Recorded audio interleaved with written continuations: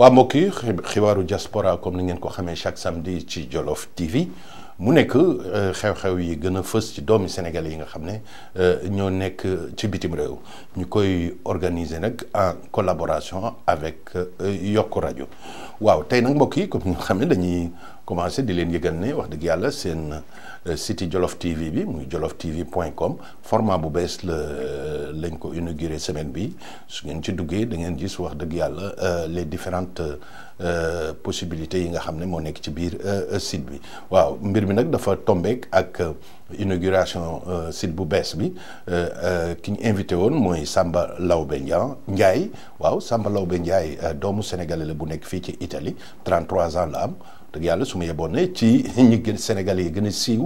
fi mu nekk nii ci Italie ca la bokk su nekkul ki ci gën a siiw waaw moom Samba Laobé Ndiaye boobu mbokk yi su ngeen duggee donc ci Jolof TV bi da ngeen ko gis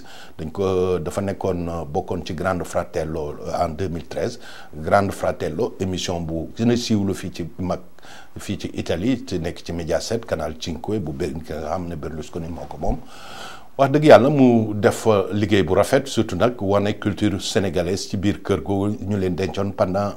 3 mois moom mu ngi siiw nag italien yëpp ñu ngi koy fàttaliku wax ju rafet ju mu doon wax ci contre le racisme maanaam pas de blanc sans noir mooy fépp foo gis lu weex da nga fa gis lu ñuul donc nit ku ñuul ak nit ku weex ñoo war ànd waaw muy mbir mu rafet donc mbokk yi su ngeen demee ci Jolof TV donc da ngeen gis format bi bees bi nga xam ne moom lañ génnee di leen yëgal rek mbokk yi aussi que wax dëgg yàlla ñu ngi préparé ay mbir yu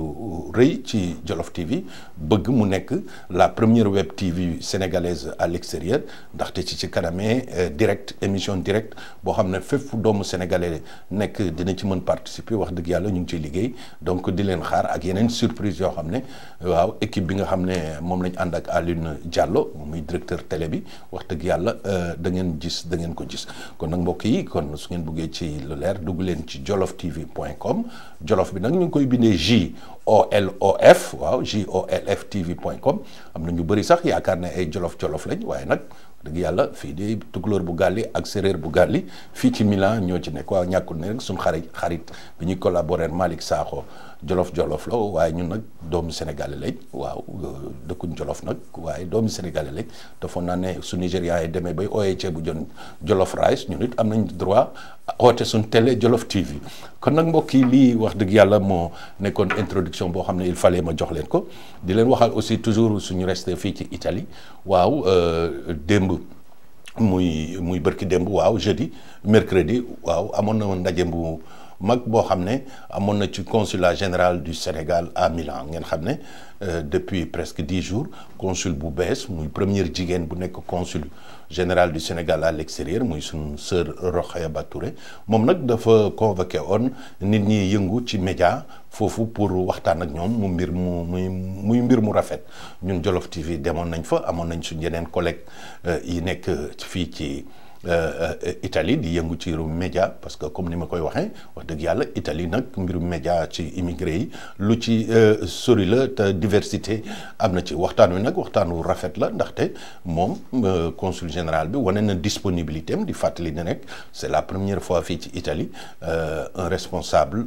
administratif di convoquer donc les journalistes pour xamante ak ñoom pour ni ñu koy waxee gën a développer collaboration moom Rokhaya Touré mu ngi àndoon ak benn journaliste boo xam ne ci consul bi lay liggéeyee léegi mu nekk premier conseiller muy ñu koy ooyee Samba Mangane donc famille sénégalaise wax dëgg yàlla loolu lu ci am importance la waaw mbokk yi xanaa ñu dem ba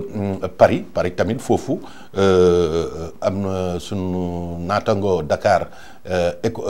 Echo waaw moo génne information bi di wax ne consulat du Sénégal foofu wax dëgg yàlla dafa am benn xale bu ñu tudd Yero Sall mineur la ñu ne 17 ans la am français nag bu ko génne ne ci atam dafa naxaate ci ay atam dem consulat général du Sénégal à Paris pour ñu jox ko loolu ñuy wax passeport pour mën koo delloo consulat bi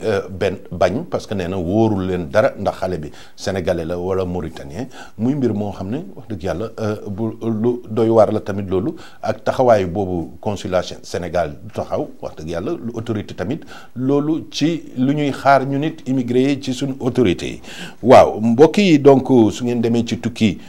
point net waaw tukki point net moom génn na information di wax ne commerçant sénégalais yi nga xam ne ñoo nekk Gabon te ñu amoon lakk gu métti ndeysaan foofu ci marché boobu ñuy wax Mont Eboué waaw le directeur général des Sénégalais de l'extérieur ak yeneen collègue am président Macky Sall yónnee leen pour ñu dem saytu mbir moomu ba noppi wax dëgg yàlla méttit lu mbir mi ci suñ mbokk sénégalais yoo xam ne ay commerçant lañ ca marché bu mag boobu te lakk ba yàqal leen lu bëri plus de 30 commerçants lañ ci wax waaw. mbokk yi beneen information bi nga xam ne moo génn tey fii ci Jolof TV te journaux yu bëri reprendre ko aussi bien au Sénégal qu'à l'étranger muy nouvel ambassadeur bi nga xam ne nommé nañ ko aux États-Unis muy Babacar Diagne waaw Babacar Diagne journaliste ba noppi nekkoon ancien directeur RTS ba noppi nekkoon ambassadeur du Sénégal au Gabon léegi moom la Macky Sall nommé foofu ca États-Unis comme ambassadeur waaw mbokk yi toujours ci Sénégal xëy ngeen ne. am na benn étude boo xam ne benn